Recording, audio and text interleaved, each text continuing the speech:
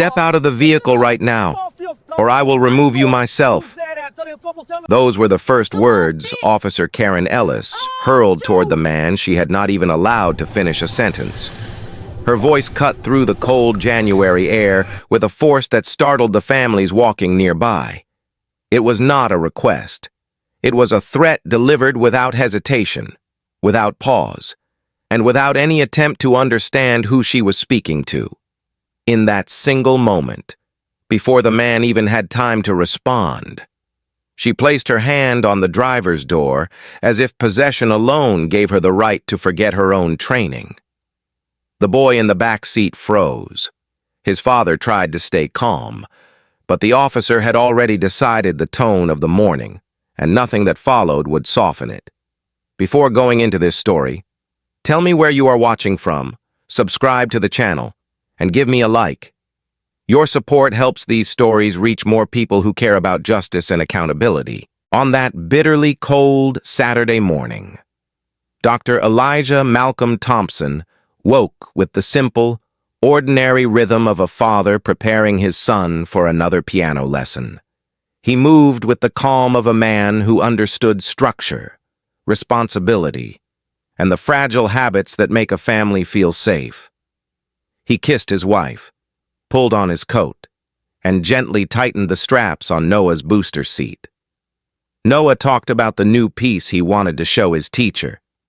His small voice carried a hopeful brightness, the kind only an 8-year-old can create on a winter morning. Elijah listened with a quiet pride. He treasured these minutes. He enjoyed the drive along the lake with his son. He enjoyed the steadiness of the routine. Even the cold felt familiar. The sunlight bounced off the snow in sharp, clean flashes, and for a moment the world seemed peaceful. He started the engine of the dark blue Volvo and pulled onto Lakeshore Drive. Noah hummed the opening measures of his lesson. Elijah glanced in the mirror, smiling at the boy's focus. He always said music helped Noah think. It helped Elijah think, too. For a man who lived in case law, constitutional texts, and the weight of teaching young students how to defend the rights of others. The purity of his son's piano notes offered a gentle kind of clarity. He drove south with steady hands, feeling the warmth of the heater rise through the cabin, grateful for the quiet space they shared. A few miles away, Officer Karen Ellis sat alone in her patrol car, fighting the exhaustion that comes only when the night before never really ended. She had argued with her soon-to-be ex-husband until her voice cracked. She had slept less than an hour. The caffeine she poured into her body was doing little to steady her nerves. Her eyes were raw, her patience thin, her judgment clouded. Yet she had accepted an overtime shift, convincing herself she could manage one more morning on the road. She told herself she was fine, but the truth was simple. She was in no condition to police anyone. She was angry, bruised by her own life, and desperate for something she could control. When she saw the Volvo, she focused not on the flow of traffic, nor the early joggers, nor the families pushing strollers along the lakefront. She saw a dim taillight in bright sunlight and convinced herself it was enough. She flicked on her lights with a quick burst of irritation. She did not consider the time of day, the neighborhood, or the mild inconvenience of the minor equipment issue. Instead, she heard a voice in her own head telling her that she needed to take action, that someone needed to be corrected, that someone needed to listen to her for once. Elijah noticed the lights behind him and eased the car onto the side of the road. He was calm. He reached for his wallet, checked on Noah, and waited with the quiet expectation that this would be brief. He had been stopped before. He had lectured on the Fourth Amendment. He knew the rules. He knew how these moments should unfold, and he trusted the law to protect him. He breathed slowly as Noah looked up with wide, curious eyes, asking in a soft whisper, "Are we in trouble, Daddy?" Elijah reassured him with a gentle smile, telling him everything was fine, But before Elijah could speak, before he could even greet the officer, Karen walked up with a rigid posture that revealed the tension simmering inside her. She did not ask for registration. She did not ask for a license. She did not acknowledge Elijah as the driver. She demanded identification as though she were confronting a threat. Her tone carried an accusation Elijah had not earned. He answered calmly, explaining his rights, citing the very cases he taught his students every semester: Hebo, Maryland v. Wilson, the boundaries of lawful demands during a traffic stop. But she did not want explanations. She wanted obedience without question. Noah watched from the back seat with rising fear. He sensed something was wrong. The officer's voice felt harsh, colder than the air outside. Elijah felt the tension too, but he worked to keep his tone measured, steady, and respectful. He knew escalation often began in small moments, and he did not want his son to witness anything painful. But the officer's impatience grew. Her breathing quickened. Her anger tightened. She reached for the door without warning and pulled it open with a force that startled Elijah. His hand shot up in instinctive surprise. She shouted again.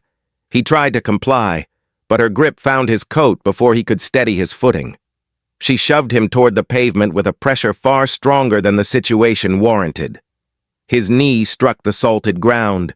The sharp pain shot through him. The sound of Noah's scream followed moments later.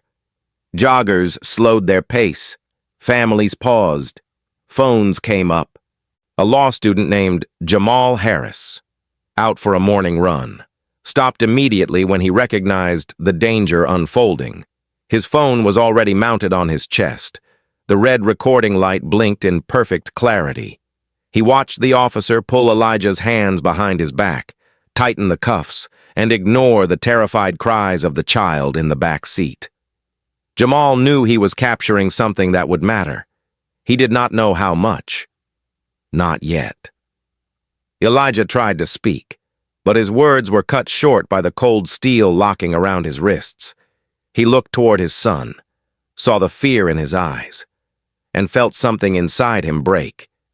He had spent his life teaching others the meaning of rights, the weight of justice, the importance of restraint.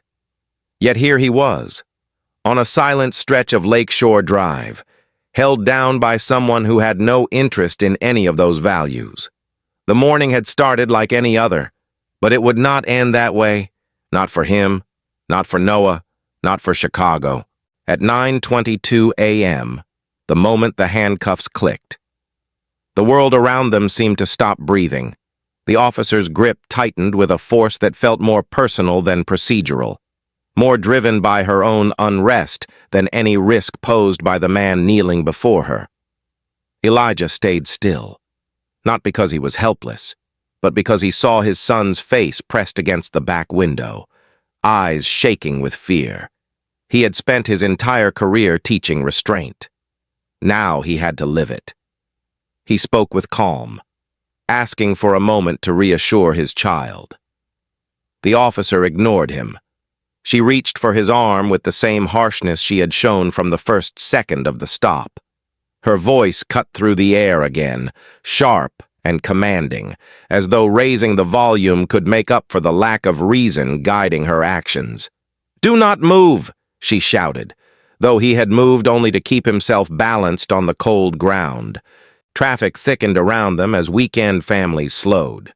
Startled by the sight of a respected black man on his knees beside a car with a child crying in the back seat. Cyclists braked. Joggers pulled out their phones. Drivers cracked their windows in disbelief. This was a busy stretch of Hyde Park, but scenes like this still hit with a force that made people step instinctively toward the edge of the sidewalk. They watched an encounter that should never have escalated beyond a conversation, yet had already become an unnecessary display of coercion. Elijah's hands were pinned behind his back. His knee bled through his pants. His breath came in steady but slow waves as he worked to keep Noah calm. The officer stood above him with her jaw clenched, her posture rigid, her voice rising each time Elijah tried to speak. Noah's voice finally broke through the noise. "Please stop," he cried, the words trembling out of him. The sound startled even a few bystanders. The officer glanced toward the boy with a look that held impatience instead of concern. Elijah felt a surge of pain deeper than the sting in his knee. He tried to lift his voice, tried to sound steady so his son would not feel alone. "It's all right, Noah," he said. But the words sounded thin under the weight of the situation. Noah unbuckled himself without thinking. He pushed open the door and ran toward his father. His small hands reached for Elijah's sleeve, clinging to him with desperation. Elijah leaned slightly to reassure him, but the officer stepped forward and blocked the child with her forearm. The gesture lacked compassion. It lacked necessity. It carried only the same hollow authority she had shown all morning. Nearby, Jamal Harris saw everything from 30 feet away. His morning run had turned into a moment he knew demanded documentation. His phone, mounted to his chest strap, captured the scene in crystal-clear 4K. The audio picked up every word, every breath, every cry. He stayed perfectly still, letting the camera do the work. He knew the law. He knew his right to record. He had seen enough cases in class to recognize when someone's rights were being violated, but theory and reality were never supposed to collide like this. Not with a professor he admired. Not with a child begging for mercy. Not on a calm Saturday morning that should have belonged to families and routines. As Jamal recorded, another bystander began live streaming, and then another. Within minutes, dozens of phones were pointed toward the flashing lights, forming a silent circle of witnesses. They recorded because they had learned the hard lesson of modern America. If a camera did not exist, the truth often vanished. They recorded because they saw a man who did not resist being treated as though he were a threat. They recorded because they saw a child who should have been walking into a music lesson, now clinging to his father's arm while an officer treated him like an inconvenience. Some whispered in disbelief. Others simply stared. Elijah tried again to speak, hoping to diffuse the officer's rising agitation. His tone stayed calm. A trained calm. The kind used by people who know losing control will only invite deeper harm. He explained again that he was complying, that he posed no risk, that his son was frightened, but she heard none of it. "You are interfering with a lawful stop," she barked. Even though Elijah had done nothing but follow instructions, her frustration had nothing to do with safety. It had everything to do with a man who did not fold under pressure. She mistook his calm for defiance. She mistook his knowledge for challenge. She mistook his dignity for threat. When Noah tried again to reach his father, the officer stepped between them a second time. Her posture grew sharper, her movements more aggressive. Elijah's heart tightened. He knew he needed to keep Noah from becoming a target of her temper.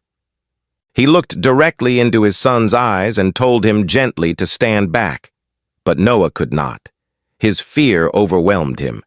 He wrapped his arms around Elijah's legs and refused to let go. The officer reached toward him again, attempting to push him away, and a collective gasp rose from the crowd. In that moment, Sergeant Robert Diaz, several blocks away, received the 20th 911 call in 4 minutes.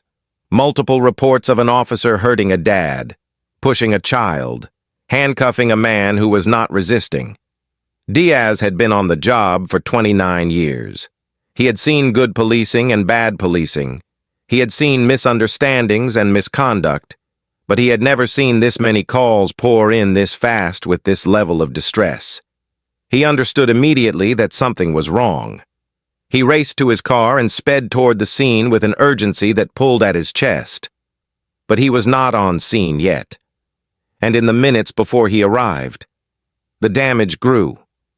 The officer tightened the cuffs until Elijah winced. Noah kept crying. A woman nearby began shouting at the officer to stop.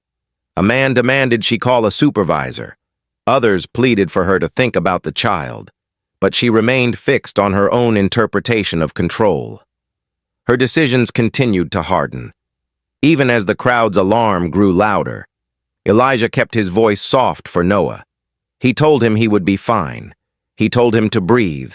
He told him to step back so he would not be harmed. Inside, he felt a deep ache that no one should feel in front of their child.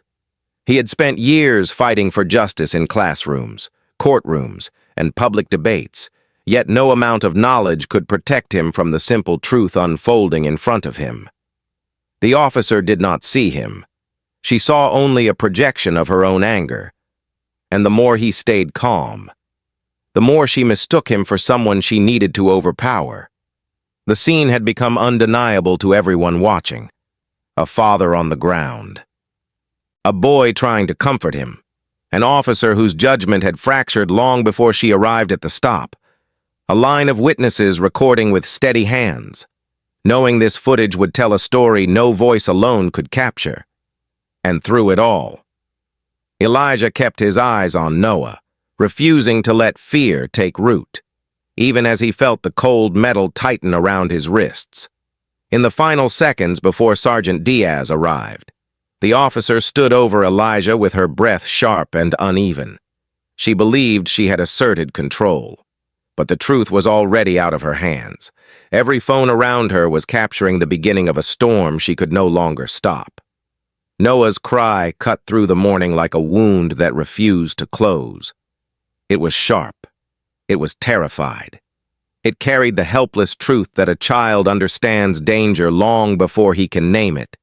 He clung harder to his father's leg, desperate to keep him close, desperate to make the moment stop. Elijah tried to shift his balance to protect him, but the handcuffs locked behind his back made even simple movements painful. He leaned as far as he could, wishing he could shield his son from every second of what was unfolding. "It's all right," he whispered, though his voice trembled in a way Noah had never heard before. That tremble alone was enough to deepen the child's fear. Officer Karen Ellis stepped forward again, her frustration rising with each breath. Noah's presence annoyed her. His tears irritated her. She saw him not as a frightened child, but as an obstacle. Without hesitation, she extended her forearm and pushed him away from his father. The contact was not violent enough to injure him, but it was harsh enough to send a shock through everyone watching. Noah stumbled backward, his small hands reaching for Elijah as he fell onto the icy pavement. His cry broke into a raw, shaking sob that echoed down the line of cars. Elijah's heart clenched in silent agony. He tried to turn, but the cuffs bit deeper into his wrists. The officer's actions no longer looked like authority. They looked like anger without purpose. The crowd reacted immediately. A woman gasped.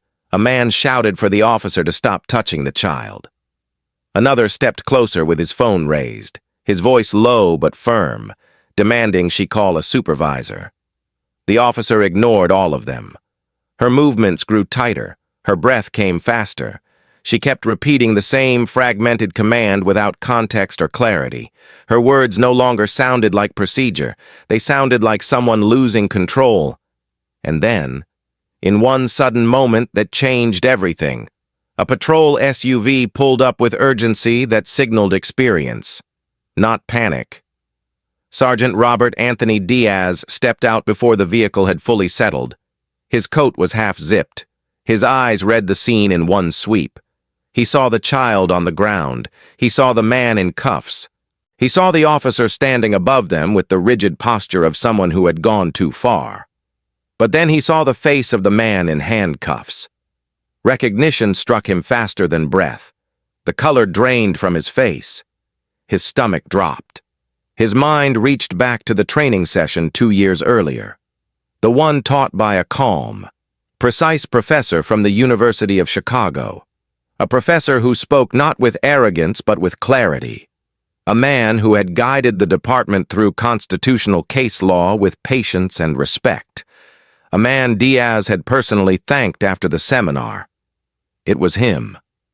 It was Dr. Elijah Malcolm Thompson, a respected scholar, a community voice, a man who had helped train them, a father with his child beside him, and he was kneeling on the pavement in handcuffs. Diaz felt a physical jolt of disbelief. He moved fast, almost stumbling as he pushed through the small crowd.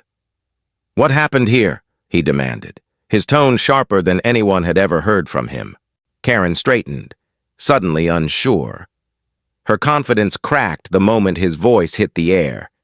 She stammered something about officer safety, about non-compliance, about perceived threat. None of it made sense. None of it matched the scene before him. Diaz lifted his hand to silence her. He had no interest in excuses. He leaned down to Elijah with urgency and respect. "Professor Thompson." "Sir." "Are you hurt?" The word "sir" was not ceremonial. It was genuine. Elijah shook his head, keeping his focus on Noah, who crawled toward him again. Diaz knelt and placed a steady hand on Noah's shoulder, his voice softening. "You're safe now. I promise you that." The boy clung to him, desperate for reassurance. Diaz turned to Karen with a fury carefully held behind tight control. "Uncuff him, immediately." The command left no room for delay. Karen's hands shook. She reached into her coat for the key, but her fingers trembled so badly she fumbled it. The small metal piece slipped from her grasp and fell into the thin layer of snow near Elijah's knee. The crowd gasped again. She crouched, reached for it, dropped it a second time, her panic rising with every failed attempt. Her training had abandoned her. Her certainty had dissolved. She was finally confronting what she had done. Diaz stepped in, recovering the key himself, his lips pressed into a tight line as he worked quickly, speaking quietly to Elijah. "I am so sorry. This should never have happened." Elijah nodded, not with forgiveness, but with the quiet dignity of a man who understood the gravity of the moment better than anyone. The cuffs clicked open. Pain shot through his wrists as the circulation returned. He brought his hands forward and immediately wrapped his arm around Noah, pulling him close, whispering comfort into the boy's hair. Karen stood frozen, her face pale, her composure shattered. She looked around and saw the cameras everywhere, phones, live streams, chest-mounted recordings, the unblinking body cam on her own uniform. Every angle captured her choices. Every second was recorded. She realized then that the morning was no longer a routine stop. It had become an incident, a story, a matter of public scrutiny. Her shoulders sank under the weight of that awareness. Diaz turned to her, his voice low but firm, filled with years of command. "Step back. Do not speak. Do not touch them again." Karen obeyed with silent hesitation, her breath shaking as she took a step away from the father and child she had mishandled so badly. She wanted to defend herself, to explain, but the reality around her left no room for justification. The bystanders watched as Elijah slowly rose to his feet, holding Noah with steady arms. Their expressions carried a mix of relief and outrage. They had witnessed something they would not forget. They had watched a respected man treated like a criminal. They had seen a child pushed aside. They had seen fear used where compassion was needed. And now they saw the beginning of the reckoning. Diaz positioned himself protectively between Elijah and Karen. His voice grew even more controlled, the tone he used only in moments when the truth mattered more than procedure. "Professor Thompson," he said, "I am calling medical. I am calling the district commander. I will stay with you until they arrive. We will handle this the right way." Elijah nodded again, grateful for the calm after so much chaos. But the pain in his chest remained. He looked down at Noah, who buried his face against him, trying to make sense of what had happened. Elijah stroked the back of his son's head, wishing he could erase the memory. The crowd remained silent, waiting, recording. holding the scene with the gravity it deserved. Karen stood alone now, her world collapsing as she watched Diaz speak to Elijah with the respect she had refused to give. She knew the consequences had already begun. She knew the cameras would define everything that happened next. She knew there was no undoing what she had done. And in the middle of Lakeshore Drive, on a bitter winter morning, a simple traffic stop had become a moment Chicago would remember, a moment that started with a child's cry and ended with a sergeant's horror. By 10 a.m., the quiet stretch of Lakeshore Drive had already become the epicenter of something far larger than a single traffic stop. It happened faster than anyone could process. Jamal's 4K recording uploaded itself the moment his phone connected to steady signal. Within seconds it spread, first to a friend, then to a group chat, then to a neighbor, then to thousands. Every new share added another wave of disbelief, another voice asking how this could happen, another viewer pausing in stunned silence as the footage replayed the moment the officer shoved a child aside and forced his father to the ground. The video hit social media with the force of a spark dropped into dry grass. It caught instantly. It spread without resistance. It lit the city in a way no one could undo. Hashtags formed within minutes. The strongest rose above the rest. One phrase captured the raw emotion of the moment. "Daddy in handcuffs." It echoed across platforms. It surged across timelines. It became both a cry of outrage and a shield of solidarity. Parents saw it first. Mothers felt it in their chest. Fathers felt it in their throat. The image of an 8-year-old boy watching his father be handcuffed beside a family car struck at the most human part of people. It hit without warning. It demanded attention. Within 30 minutes, the hashtag climbed past local news. Within 40, it reached national trending lists. At the Hyde Park Children's Music School, parents waiting in the lobby saw the video appear on their phones. At first, they watched with confusion, then with growing shock, and then with the unmistakable clarity that something terrible had happened only blocks away. They recognized the car. Some recognized the boy. Some recognized the father. A piano teacher dropped her sheet music when she saw the clip. A mother pressed her hand to her mouth and whispered, "That's Noah." Chairs scraped across the floor as parents rushed out, calling family, trying to understand what they had just seen. They left coffee cups behind. They left jackets unzipped. They moved with the urgency of parents protecting a child who was not even theirs. Local stations picked up the story next. Helicopter crews were already in the air for weekend coverage when the first newsroom received multiple tagged videos. They pivoted instantly. Within minutes, cameras pointed toward Lakeshore Drive. The live feed showed squad cars, bystanders, and a sergeant kneeling beside a frightened boy who clung to his father's arm. There were no dramatic edits, no music, just the truth, captured in full daylight, at the scene. Elijah held Noah close as paramedics examined the scrape on his knee. The pain in his leg was manageable. The pain in his heart was not. Noah's face stayed pressed against his coat, his small body tense and trembling, unable to release the fear. Elijah lifted him into his arms with a steadiness he did not feel inside. He felt the eyes of the crowd, the distant hum of news helicopters, the gravity of the moment settling on him like weight he had not asked to carry. Yet he carried it anyway, because his primary duty in that moment was clear. Protect his son, calm his son, walk his son away from the place where innocence had been pierced. Sergeant Diaz stayed by his side until the last moment. His voice remained low and respectful. He offered a ride to the district station to file a report. He offered medical help.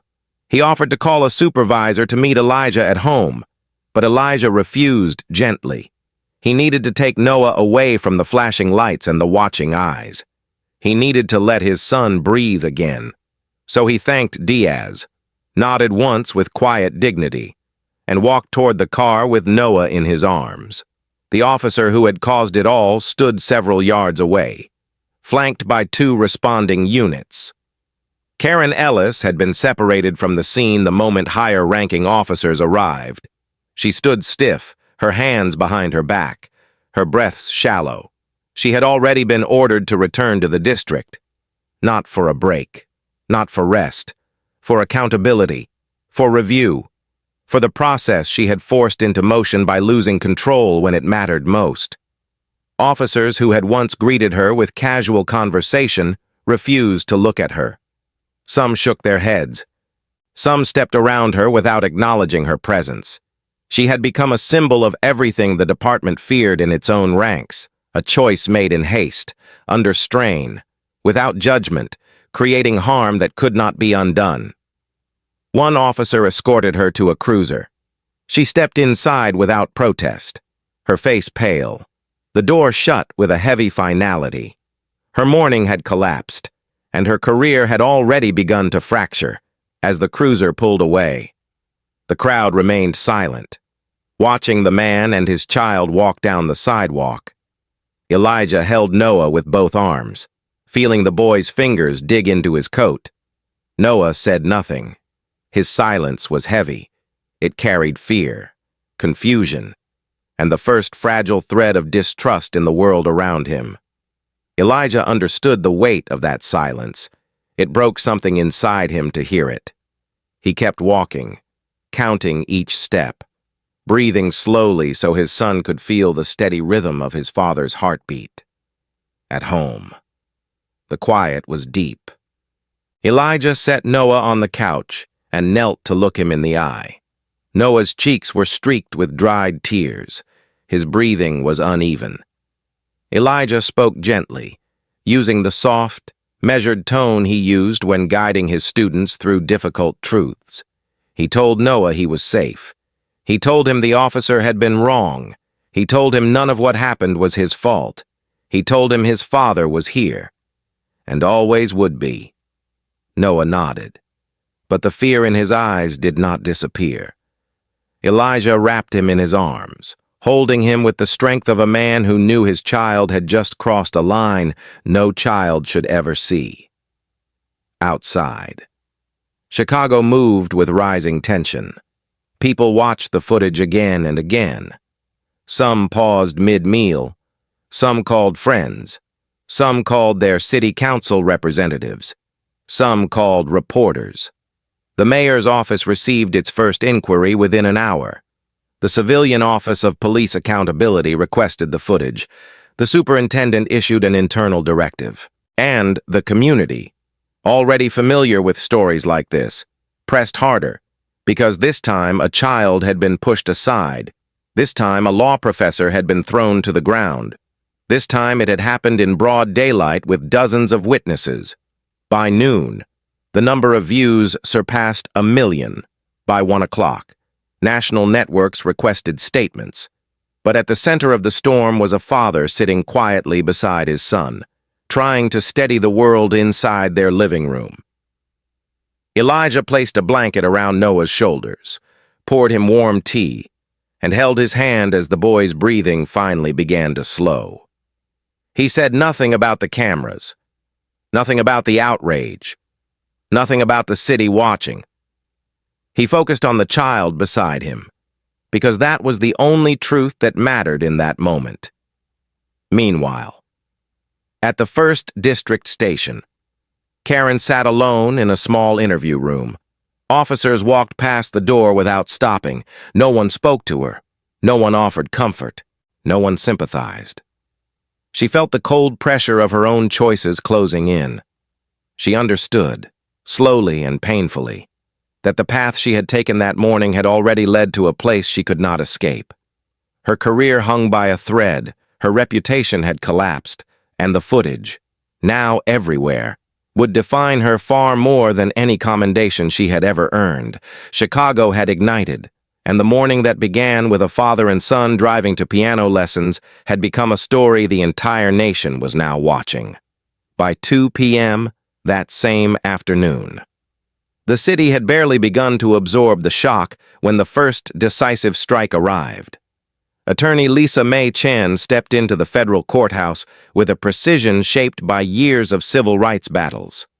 She did not hesitate. She did not wait for permission. She filed an emergency federal lawsuit that named the city of Chicago, the Chicago Police Department, and Officer Karen Elizabeth Ellis as defendants. The complaint was direct and unwavering. It documented unlawful detention, excessive force, violation of constitutional protections, and emotional harm inflicted on an 8-year-old child. Lisa's words cut through the legal language with a clarity that left no room for doubt. She had represented grieving families, injured citizens, and victims of misconduct. But something about this case carried a deeper weight. A child had begged for his father. A professor had been thrown to the ground, and the truth had been recorded from every angle. The evidence moved quickly because the city feared the pace of public outrage. Body camera footage was pulled within hours. Civilian videos were collected from the internet as they spread faster than investigators could catalog them. By late evening, a team of analysts began the meticulous process of syncing every available recording. They aligned sound with sound, frame with frame, moment with moment. They matched the officer's commands, the father's calm responses, the child's cries, the bystanders' reactions, and the final confrontation when Sergeant Diaz arrived. The combined footage created a single, undeniable timeline. It revealed escalating judgment errors, unwarranted force, unnecessary commands, and a moment when a child was pushed aside by an officer who should have been protecting him. The synced footage became the most powerful exhibit of the case. No narration was required, no interpretation was needed. The video spoke its own truth. 72 hours later, the city council chamber overflowed with residents, reporters, lawyers, activists, clergy, and parents who had seen the video and could not stay silent. The hearing was called to determine immediate disciplinary action and to address the overwhelming public demand for accountability. The room carried the heavy air of civic reckoning. Every seat was taken, people lined the walls. Some held printed stills from the video. Others clutched their phones with the clip ready to show again. The council members sat with stern faces, aware that the world was watching. At the center table sat Lisa, calm and composed, beside Elijah and his family. Elijah entered the chamber with the quiet dignity that had defined him throughout his career. His wife held his hand. Their son walked between them. Noah stayed close, fingers intertwined with his mother's, his small frame leaning gently against her side. The cameras in the room captured every step, but Elijah ignored them. He looked only at his son. He took his seat, adjusted his glasses, and waited for his name to be called. His wife placed a reassuring hand on his arm. Noah's grip tightened on her fingers. The family sat as one. When Elijah spoke, the room fell silent. His voice held no anger, only clarity. He described the morning exactly as it happened. He recounted the officer's tone, her misplaced suspicion, the sudden escalation, and the moment he was forced to the ground. He explained that he complied with every instruction. He explained the fear in his son's voice. He explained the helplessness of knowing the law could not shield him in those painful minutes. He paused only once. It came when he described Noah running toward him. His voice shook slightly, but he continued. "My son," he said, "should never have had to see his father treated like that." The chamber felt the weight of those words. Many lowered their eyes. Some wiped tears. Noah leaned into his mother, his face partly hidden, unsure whether to look at the screen or the floor. Then came the moment no one in the room forgot. The synced video began to play across 3 large monitors. The opening seconds showed the officer's approach, the tone, the commands, the unnecessary force, the sudden shove, the moment when Elijah hit the pavement, the small form of Noah scrambling for the door. The officer pushing him aside, the boy falling, the crowd gasping, the sergeant rushing in, the unfolding horror captured in perfect clarity. There was no room for interpretation. There was only truth. And that truth filled the chamber like a rising tide. Karen Ellis sat at the witness table across from the counsel, her hands clasped so tightly that her knuckles whitened. She had been ordered to attend. Her union representative sat beside her, stiff and expressionless. When the video reached the moment she shoved Noah, the room reacted as one, a sharp, collective exhale. Some people whispered no under their breath. Others covered their mouths in disbelief. Karen's eyes widened. Her breath quickened. The sound of Noah crying, captured from multiple angles, filled the chamber with a rawness that pierced through every wall of defense she had built around herself. The chairwoman asked her to respond. Karen tried to speak. At first, her voice barely formed words. She said she felt threatened. She said she believed the father was non-compliant. She said she acted according to training. But the words collapsed the moment they left her mouth, because the video contradicted every explanation. She looked at the footage again. She saw the father kneeling, hands visible, speaking calmly. She saw the boy reaching for him. She saw her own arm pushing the child away. She saw the crowd's horror. She saw her own face, tense and rigid, unrecognizable even to herself. The truth forced its way through her defenses. Her voice cracked, then broke. Karen covered her eyes with her hands. A full, uncontrolled sob escaped her. The union representative tried to steady her, but she shook uncontrollably. She apologized in fragments. She apologized for the shove. She apologized for the escalation. She apologized for the fear she caused the boy. She apologized for failing to exercise judgment. Her breakdown did not soften the public's anger.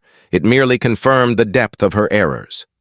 The room remained silent, not out of sympathy, out of shock.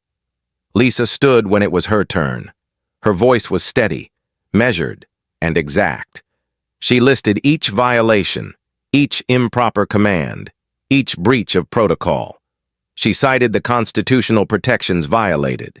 She cited Supreme Court cases. She cited departmental guidelines. And with every reference, she anchored the narrative back to the one unchanging fact. An 8-year-old boy had watched his father be thrown to the ground for no lawful reason at the end of her presentation. She looked at the counsel and said, "This case is not about anger. It is about truth, and the truth is undeniable." Her words settled over the room with finality. When the hearing ended, the crowd rose slowly, absorbing the gravity of what they had witnessed. Some approached Elijah with quiet respect. Some touched Noah's shoulder gently. Some shook Lisa's hand. But the feeling in the room was larger than individual gestures. It felt like the beginning of a shift, a reckoning that had been coming for a long time. And in that chamber, under the pressure of evidence and truth, the city realized it could not turn away. The legal reckoning had begun. The investigation that followed moved with a speed Chicago had rarely seen. Within hours of the city council hearing, the Office of Professional Standards assembled a special review team to examine every second of the synced footage. They worked day and night. They interviewed witnesses. They reviewed the dispatch logs. They analyzed the officer's past performance.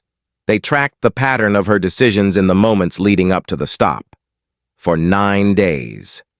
The department moved with a clarity driven not by politics, but by the unshakable evidence before them. No one could soften what had happened. No one could reframe it. The facts lived on every screen, and they demanded action. On the morning of the 9th day, the department made its decision. It came in a brief, solemn announcement.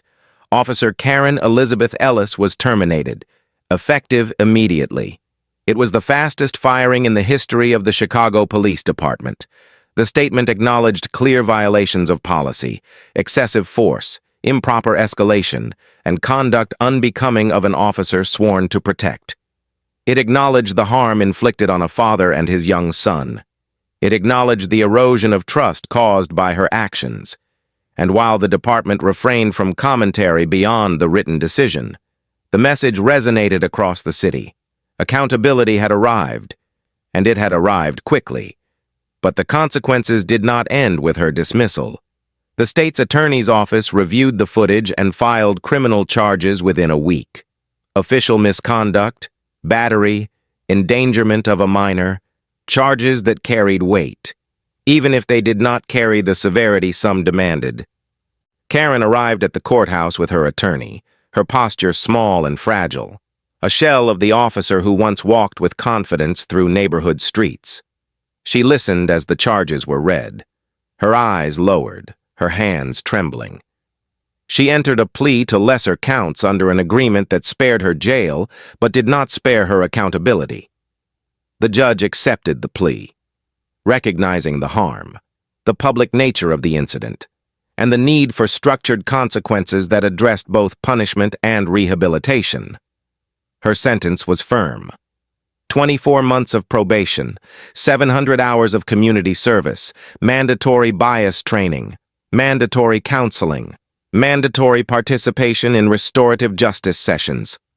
The judge's words struck clearly when he addressed her directly. Authority, he said, is not a shield for anger. It is a responsibility that demands restraint. Karen nodded, unable to lift her eyes. She understood the truth in his words. But understanding came too late to change what she had done. The civil side moved with equal speed, faced with overwhelming evidence. The city entered settlement discussions with Lisa Mae Chen. The negotiations were brief. The facts were unassailable. The harm was undeniable. The trauma inflicted on an 8-year-old child, recorded and witnessed by millions, required acknowledgement far beyond a simple apology. And so the city agreed to a settlement of $925,000. It was a number that reflected the gravity of the incident and the need to send a message that the city valued accountability. When the news of the settlement became public, most residents agreed it was appropriate, though some argued it was not enough. But Elijah did not seek a number for victory. He sought acknowledgement, validation, a path forward for his son. And in that regard, the settlement gave him what the law could offer. As for Karen, the personal fallout moved even faster than the legal one. Her ex-husband filed an emergency motion to modify their custody arrangement. He cited the video. He cited the charges. He cited the emotional instability displayed on camera. The judge granted the motion. Karen lost her weekend custody. The decision struck her harder than any disciplinary action. She cried in the hallway outside the courtroom, her hands covering her face, her body shaking with a grief she had not expected. Her mother stood with her, offering a trembling hand. The moment revealed a truth Karen had never imagined would become her own. The consequences were not abstract. They touched her life. They touched her child. They touched the future she had once believed was stable, unable to manage rent and legal fees. Karen packed her belongings into cardboard boxes and moved back into her mother's small house in the suburbs. It was a quiet move. No neighbors came to help. No fellow officers stopped by. Her phone barely rang. People read the news. People watched the video. People formed opinions. And those opinions shaped her days. Her world shrank in ways she never anticipated. The uniform she once wore with pride now sat folded in a box she could not bring herself to open. Meanwhile, life inside Elijah's home changed in quieter but no less profound ways. Noah still woke at night, startled by memories that arrived with unwelcome clarity. Elijah sat beside him during those nights, offering calm words and gentle hands, ensuring his son knew he was safe. The family met with a child counselor who specialized in traumatic encounters. The sessions helped, but healing moved slowly. Elijah remained patient. He understood trauma not as something to erase, but as something to guide carefully toward light. At the law school, colleagues greeted Elijah with respect, tinged with sorrow. Students listened more intently when he lectured about constitutional protections. They looked at him not only as a scholar, but as a living example of the very principles he taught. His voice carried a new weight, a new resonance. He spoke not only of doctrine, but of lived truth. His dignity deepened in the eyes of those who knew him. He did not seek sympathy. He sought understanding. He offered clarity to others because offering it helped him move forward. The public conversation in Chicago shifted as well. Community meetings filled with voices demanding systemic reform. Parents spoke of fear. Teachers spoke of trust. Clergy spoke of compassion. And through it all, the image of Noah reaching for his father became a symbol that anchored every discussion. The city did not ignore it. It could not ignore it. As the weeks passed, the legal processes slowed, but the emotional consequences remained sharp. Karen continued her community service, wearing an orange vest as she swept sidewalks and parks. She spoke little. She kept her head down. She completed each hour with quiet resignation. Aware that cameras sometimes followed her from a distance, she did not hide from them. She did not complain.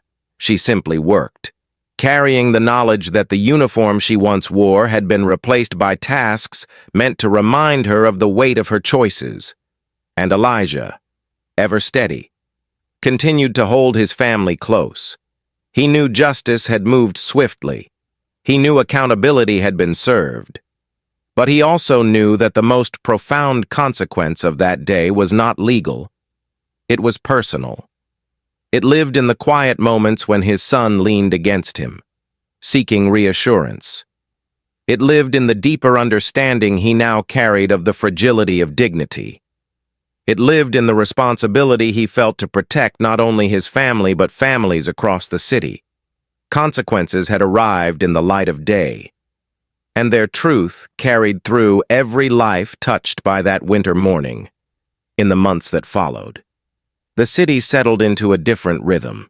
The outrage had not disappeared, but it had reshaped itself into purpose. Conversations grew deeper, community meetings grew larger, and through that shift, Elijah found himself standing at the center of something he had never intended to lead. He carried the weight of the experience with a quiet steadiness, refusing to let bitterness guide his steps. Instead, he chose a path that honored his son's fear, his family's pain, and the truth that millions had witnessed. With the support of the University of Chicago Law School, he founded the Noah's Shield Fund, a program dedicated to providing legal support for children and families traumatized by police encounters. The mission was simple: protect those who felt powerless, defend those who did not know where to turn, give children a voice in moments when the world grew too large and too frightening.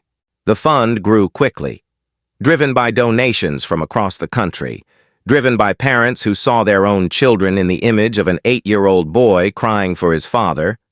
Jamal Harris became one of the fund's first ambassadors. His video had changed the course of the case, but now his voice carried a different strength. He spoke to law students. He spoke to high schoolers. He spoke to neighborhood groups. He spoke with precision, with calm conviction, and with a clear sense of responsibility. His face appeared on national news programs. His interviews were shared by millions. He became not just a witness, but a symbol of how one person's choice to record, to stay present, to speak truth, could transform an entire city's understanding. Elijah watched him with pride, grateful that a young man had used his voice so courageously. As the year passed, the city examined its own reflection. Training protocols changed, bias courses intensified, supervisory reviews increased. New community oversight measures took shape. Nothing transformed overnight, but the early steps mattered. People saw movement, they saw acknowledgement, they saw the beginning of progress. And through it all, The image of a small boy reaching for his father stayed imprinted in public memory. The red light of the body camera became a reminder that truth, once captured, could not be ignored. 1 year after the incident, the morning air carried the same bright coldness that had defined the original day. Elijah walked with Noah through Washington Park, their breaths rising in small clouds. The winter light glowed against the path. Noah held his father's hand with a comfortable ease, no longer tense, no longer afraid of the world around him. They were on their way to a community event hosted by the law school. Elijah told Noah they would stop by the monument before heading in. The boy nodded quietly. As they turned the corner, they saw her. Karen Ellis stood a few yards away, wearing an orange community service vest. She held a broom and worked slowly, clearing debris from the walkway near the Martin Luther King Jr. monument. Her posture was subdued, her movements quiet. There was no hostility in her face, only the weight of consequences and the long shadow of her own choices. She did not notice them at first. She focused on the ground, sweeping steadily. Elijah froze for a moment, unsure what to say, unsure what the moment required. His instinct was to protect Noah from the memory, but the boy had already seen her. Noah looked at Karen with a calm expression that surprised even him. He did not step closer. He did not step back. He simply watched her for a long, silent moment. Elijah watched his son's face carefully, ready to offer comfort, ready to guide him through the moment. But something shifted in Noah's eyes, something brave, something clear. The boy tightened his grip on Elijah's hand, lifted his chin, and whispered, "I'm not afraid anymore." The words were soft, but they carried a power that pulled at Elijah's heart. He placed a hand gently on Noah's shoulder. Karen looked up then, startled by the presence she felt before seeing them. Her eyes widened. She stood still, broom in hand, unable to speak. She looked at Elijah with a faint, fragile sorrow. She looked at Noah with something close to remorse. She did not move toward them. She did not attempt an apology. She understood that her words could not erase what had happened. She simply lowered her eyes again and stepped aside, giving them space to pass. Elijah nodded once, a gesture of acknowledgement rather than forgiveness, and walked with Noah past her. The moment needed no more words. Noah's quiet strength spoke enough for both of them. Weeks later, the auditorium at the University of Chicago Law School filled with 400 students. It was a full house for Elijah's lecture. Though no one called it a lecture anymore, they called it an address. They called it a reflection. They called it a moment they did not want to miss. The sunlight through the tall windows illuminated the room with a gentle clarity. Elijah stood at the podium, wearing a dark suit, his expression calm and grounded.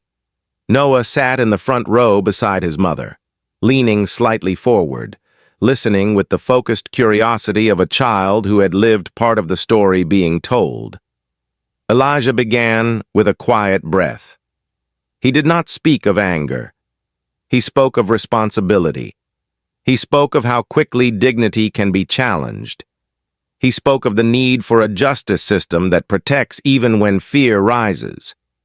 He spoke of the bond between a father and a child, the pain of helplessness, the duty to reshape systems that have forgotten their purpose. And then he paused. He lifted a small remote. He pressed play. The screen behind him illuminated with a single image. The red light of the body camera. It glowed in the darkness of the screen, pulsing softly, captured in the final frame before the chaos began. The room fell silent. Students watched the small red glow with a reverence that felt almost like prayer. Elijah let the image sit there. He let it speak. He let it remind everyone that truth, once recorded, refuses to fade. Then, slowly, the red light dimmed. It faded out. The screen turned black. Elijah stepped away from the podium, leaving his final message resting on the silence that followed. The red light had gone out on the screen, but not in the hearts of the people who had witnessed what it revealed.